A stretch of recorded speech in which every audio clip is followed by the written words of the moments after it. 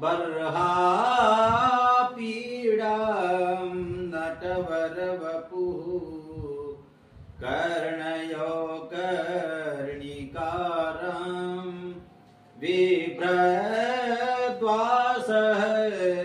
कनककपिशं वैजयन्तीं च मालां रन्ध्रान् वेणु रथरसुधया पूरयन् गोपवृन्दैर्वृन्दारण्यं स्वपदरमणं प्राविशद्गीतकीर्तिः। गुरुचरण कमलेभ्यो नमः। भगवान महाविष्णवे नमः। सज्जनों, आज हम सभी कामदा एकादशी, जो कि चैत्र शुक्ल एकादशी, उसको कामदा एकादशी कहा जाता है। सज्जनों, एकादशी का व्रत भगवान कृष्ण के द्वारा प्रकटित है। इस व्रत के करने से धर्म, अर्थ, काम, मोक्ष सभी की प्राप्ति होती है और व्यक्ति की सभी मनोकामना पूर्ण होती है और एकादशी मोक्षदायिका भी है। अतः हम सभी इस व्रत का विधि पूर्वक पालन करें। हम इसमें आपको इसका महत्व, व्रत कथा और कथा आदि श्रवण करवाएंगे। जय गोविंद। अथ कामदा एकादशी कथा। एकादशी व्रत परिचय। एक बार नैमिषारण्य में शौनक आदि 88,000 ऋषि एकत्रित हुए। उन्होंने समस्त पुराणों के व्याख्याकार ब्रह्मज्ञानी श्री सूत जी से प्रार्थना की, हे सूत जी, कृपा कर एकादशियों की उत्पत्ति व महात्म्य सुनाने की कृपा करें। सूत जी बोले, हे महर्षियों, ऋषि मुनियों एवं समस्त प्राणियों के लिए अनंत फलदायी एकादशी की उत्पत्ति के संबंध में अपने 5वें अश्वमेध यज्ञ के समय धर्मराज युधिष्ठिर ने भी भगवान श्री कृष्ण से यही प्रश्न किया था। वह सारा वृत्तांत मैं आप सभी से कहता हूं, ध्यान पूर्वक सुनो। एक वर्ष में 12 महीने होती हैं और एक महीने में 2 एकादशी होती हैं। सो एक वर्ष में 24 एकादशी हुई। जिस वर्ष में अधिक मास आता है उस वर्ष में 2 एकादशी और बढ़ जाती है। इस तरह कुल 26 एकादशी होती हैं। आज जो अपन लोग कथा श्रवण करने जा रहे हैं वो चैत्र शुक्ल एकादशी, जो कि कामदा एकादशी के नाम से जानी जाती है। एकादशियों का महात्म्य। हे ऋषियों, जो पुण्य चंद्र या सूर्य ग्रहण में स्नान या दान से होता है तथा जो पुण्य जल, स्वर्ण, भूमि, गौ तथा कन्यादान तथा अश्वमेधादि यज्ञ करने से होता है, जो पुण्य तीर्थ यात्रा तथा कठिन तपस्या करने से होता है, उससे अधिक पुण्य एकादशी व्रत करने से होता है। एकादशी व्रत रखने से शरीर स्वस्थ रहता है, अंतर्मन की मैल धुल जाती है, हृदय शुद्ध हो जाता है, श्रद्धा भक्ति उत्पन्न हो जाती है। प्रभु को प्रसन्न करने का मुख्य साधन एकादशी व्रत है। एकादशी व्रत करने वाले के पितर कुयोनि को त्याग कर स्वर्ग में चले जाते हैं। एकादशी व्रत करने वाले के 10 पुरखे अर्थात 10 पीढ़ियां पितृपक्ष के 10 पुरखे अर्थात 10 पीढ़ियां मातृपक्ष के और 10 पीढ़ियां पत्नी पक्ष के वैकुंठ को प्राप्त होती है। धन धान्य पुत्रादि और कीर्ति को बढ़ाने वाला यह एकादशी का व्रत है। एकादशी का जन्म भगवान के शरीर से हुआ है। यह प्रभु के समान पतित पावनी है। एकादशी व्रत का विधान है। व्रत करने की इच्छा वाले नर नारी को दशमी के दिन मांस, प्याज तथा मसूर की दाल इत्यादि निषेध वस्तुओं का सेवन नहीं करना चाहिए। और वैसे तो धर्म प्राण सज्जनों, हमें चाहिए कि आध्यात्मिक क्षेत्र में अगर हम हैं तो हमें सात्विकता का ही अधिक से अधिक प्रयोग करना चाहिए। सात्विक वस्तुएं खानी चाहिए। मांस आदि से बुद्धि मलिन होती है और धर्म के प्रति जो राग भक्ति भाव होना चाहिए वो सब नष्ट हो जाता है। रात्रि को पूर्ण ब्रह्मचर्य का पालन करना चाहिए। भोग विलास से दूर रहें। एकादशी को लकड़ी का दातुन न करें। नींबू, जामुन या आम के पत्ते लेकर चबा लें और अंगूठी से कंठ शुद्ध कर ले। वृक्ष से पत्ता तोड़ना भी वर्जित है। अतः एकादशी को वृक्ष से पत्र नहीं तोड़ने चाहिए। अतः स्वयं गिरा हुआ पत्ता लेकर सेवन करें। फिर स्नानादि करे, मंदिर में जाकर गीता पाठ करे या पुरोहित आदि से श्रवण करे। प्रभु के सामने इस प्रकार प्रण करना चाहिए कि आज मैं चोर, पाखंडी और दुराचारी मनुष्य से बात नहीं करूंगा और न ही किसी का मन दुखाऊंगा। गौ, ब्राह्मण आदि को फलाहार व अन्न आदि देकर प्रसन्न करना चाहिए। रात्रि को सपरिवार जागरण भगवत कीर्तन करना चाहिए। नमो भगवते वासुदेवाय, इस 12 अक्षर मंत्र का जाप करना चाहिए। राम, कृष्ण, नारायण इत्यादि विष्णु सहस्त्र नाम को कंठ का भूषण बनाऊंगा, ऐसी प्रतिज्ञा करनी चाहिए। विष्णु भगवान का स्मरण बार बार करते रहना चाहिए कि हे त्रिलोकपति, मेरी लाज आपके हाथ है, अतः मुझे इस प्रण को पूरा करने की शक्ति प्रदान करें। यदि भूलवश किसी निंदक से बात कर बैठे तो उसका दोष दूर करने के लिए भगवान सूर्य नारायण के दर्शन कर लेने चाहिए। धूप दीप से श्री हरि की पूजा कर क्षमा मांगनी चाहिए। एकादशी के दिन घर में झाड़ू नहीं लगानी चाहिए। चींटी आदि सूक्ष्म जीवों की हत्या का दोष रहता है। इस दिन केस नहीं बनवाना चाहिए। शोर कर्म नहीं करवाना चाहिए। न ही अधिक बोलना चाहिए। अधिक बोलने से मुख से न बोलने योग्य वचन भी निकल जाते हैं। इसलिए व्रत, त्योहार और पर्व में हमारे यह प्रयास रहना चाहिए अल्प वचन प्रयोग करें। इस दिन यथाशक्ति अन्नदान करना चाहिए, किंतु स्वयं किसी का दिया हुआ अन्न कदापि ग्रहण न करें। झूठ, कपटादि कुकर्मों से नितांत दूर रहना चाहिए।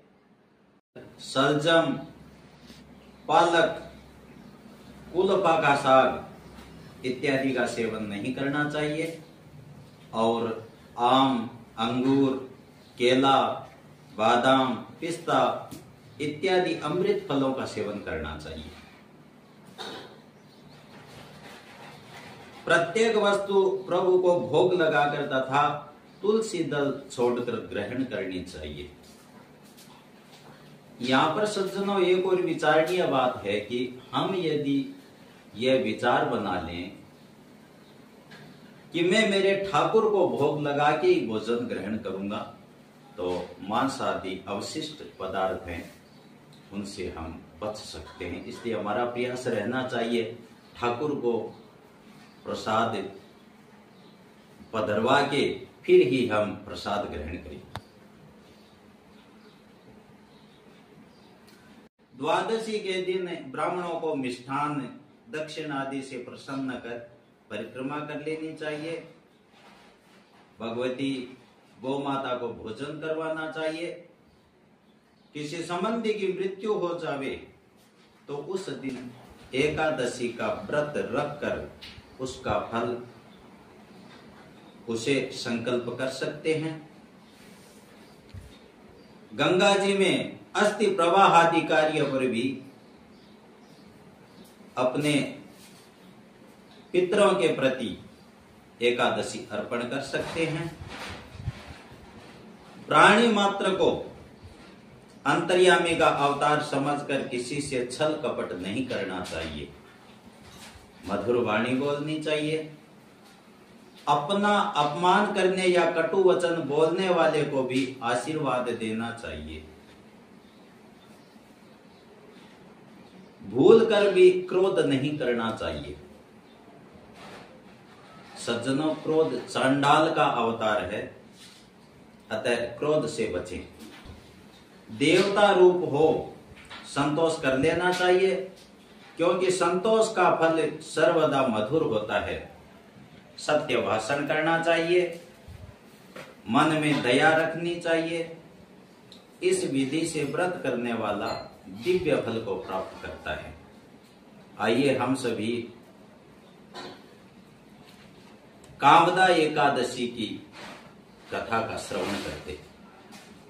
भगवान श्री कृष्ण के अति प्रिय सखा अर्जुन कहने लगे, हे मधुसूदन, मैं आपको कोटि कोटि प्रणाम करता हूं। प्रभु, मैं आपसे प्रार्थना करता हूं कि आप कृपा कर चैत्र मास के शुक्ल पक्ष की एकादशी का भी वर्णन कीजिए। इस एकादशी का क्या नाम है, पहले उसे किन किन लोगों ने किया है और इसके करने से लोगों को क्या फल प्राप्त होता है। श्री कृष्ण भगवान बोले, हे पार्थ, एक समय यही प्रश्न राजा दिलीप ने गुरु वशिष्ठ से किया था। वही संवाद में तुम्हें सुनाता हूं। राजा दिलीप ने गुरु वशिष्ठ से पूछा, हे गुरुदेव, चैत्र मास के शुक्ल पक्ष की एकादशी का क्या नाम है, उसमें किस देवता की पूजा होती है तथा उसकी विधि क्या है, सो आप कृपा पूर्वक कहिए। महर्षि वशिष्ठ बोले, हे राजन, चैत्र मास के शुक्ल पक्ष की एकादशी का नाम कामदा एकादशी है, जो सभी कामनाओं को पूर्ण करने वाली है। यह सभी पापों को नष्ट करने वाली है। जैसे अग्नि सूखी लकड़ी को जलाकर राख कर देती है, वैसे ही कामदा एकादशी के पुण्य प्रभाव से हमारे सभी पाप नष्ट हो जाते हैं और पुत्र की प्राप्ति होती है। इस व्रत से मनुष्य कुयोनि से छूट जाता है और अंत में उसे स्वर्ग की प्राप्ति होती है। अब मैं इसका महात्म्य कहता हूं, ध्यान पूर्वक सुनो। प्राचीन काल में भोगीपुर नामक एक नगर था, जिसमें पुंडरीक नाम का राजा राज्य करता था। राजा पुंडरीक अनेक ऐश्वर्यों से युक्त था। उसके राज्य में अनेक अप्सरा, गंधर्व, किन्नर निवास करते थे। उसी जगह ललित और ललिता नाम के गायन विद्या में निपुण गंधर्व पति पत्नी अत्यंत वैभवशाली घर में निवास करते हुए विहार किया करते थे। उन दोनों में इतना प्रेम था कि वे अलग हो जाने की कल्पना मात्र से व्याकुल हो उठते थे। एक समय राजा पुंडरीक गंधर्वों सहित सभा में शोभायमान थे। वहां अन्य गंधर्वों के साथ ललित भी गायन कर रहा था। उस समय उसकी प्रियतमा ललिता वहां उपस्थित नहीं थी। गाते गाते अचानक उसे अपनी प्रेमिका ललिता का ख्याल आ गया, जिसके कारण वह अशुद्ध गाने गाने लगा। नागराज कर्कोटक ने राजा पुंडरीक से उसकी शिकायत की। इस पर राजा पुंडरीक को अत्यंत क्रोध आया और उन्होंने ललित गंधर्व को श्राप दे दिया। अरे दुष्ट, तू मेरे सामने गाता हुआ अपनी स्त्री का स्मरण कर रहा था, इससे तू नरभक्षी राक्षस बनकर अपने कर्म का फल भोग। राजा पुंडरीक के शाप से ललित गंधर्व उसी समय एक विकराल राक्षस हो गया। उसका मुख भयानक हो गया, उसके नेत्र सूर्य चंद्रमा के समान प्रदीप्त होने लगे, मुंह से अग्नि निकलने लगी, उसकी नाक पर्वत की कंदरा के समान विशाल हो गई और गर्दन पहाड़ के समान दिखाई देने लगी। उसकी भुजाएं 2-2 योजन लंबी हो गई। इस तरह उसका शरीर 8 योजन हो गया और राक्षस हो जाने पर वह अनेक दुख भोगने लगा। जब ललिता को अपने प्रियतम ललित का ऐसा हाल मालूम हुआ तो वह बहुत दुखी हुई। वह अपने पति के उद्धार के लिए विचार करने लगी कि मैं कहां जाऊं और क्या करूं, कैसे अपने पति को इस नरक तुल्य कष्ट से छुटकारा दिलाऊं। वह राक्षस घोर वनों में रहते हुए अनेक प्रकार के पाप करने लगा। उसकी पत्नी ललिता भी उसके पीछे पीछे जाती और उसकी स्थिति देखकर विलाप करती रहती। एक दिन वह अपने पति के पीछे घूमते घूमते हुए विंध्याचल पर्वत पर चली गई। उस स्थान पर उसने श्रृंगी ऋषि का आश्रम देखा। वह शीघ्र ही उस आश्रम में गई और ऋषि के सन्मुख जाकर दंडवत प्रणाम कर विनय भाव से प्रार्थना करने लगी। हे मुनि, मैं वीर धनवा नामक गंधर्व की कन्या ललिता हूं। मेरा पति राजा पुंडरीक के श्राप से एक भयानक राक्षस हो गया। उससे मुझको महान दुख हो रहा है। अपने पति के दुख के कारण ही मैं बहुत दुखी हूं। हे ऋषि श्रेष्ठ, कृपा करके आप उसे राक्षस योनि से छूटने का कोई श्रेष्ठ उपाय बताइए। उसका सारा वृत्तांत सुनकर ऋषि श्रृंगी बोले, हे गंधर्व कन्या, चैत्र मास के शुक्ल पक्ष की एकादशी का नाम कामदा एकादशी है। उसके व्रत करने से मनुष्य के समस्त कार्य सिद्ध हो जाते हैं। यदि तू उसके व्रत के पुण्य को अपने पति को देगी तो वह शीघ्र ही राक्षस योनि से छूट जाएगा और राजा का शाप शांत हो जाएगा। मुनि के ऐसे वचनों को सुनकर ललिता ने आनंद पूर्वक व्रत किया। द्वादशी के दिन ब्राह्मणों के सामने अपने व्रत का फल अपने पति को दे दिया और भगवान से प्रार्थना करने लगी, हे प्रभु, मैंने जो यह व्रत किया है उसका फल मेरे पति देव को मिले, जिससे उनकी राक्षस योनि शीघ्र ही छूट जाए।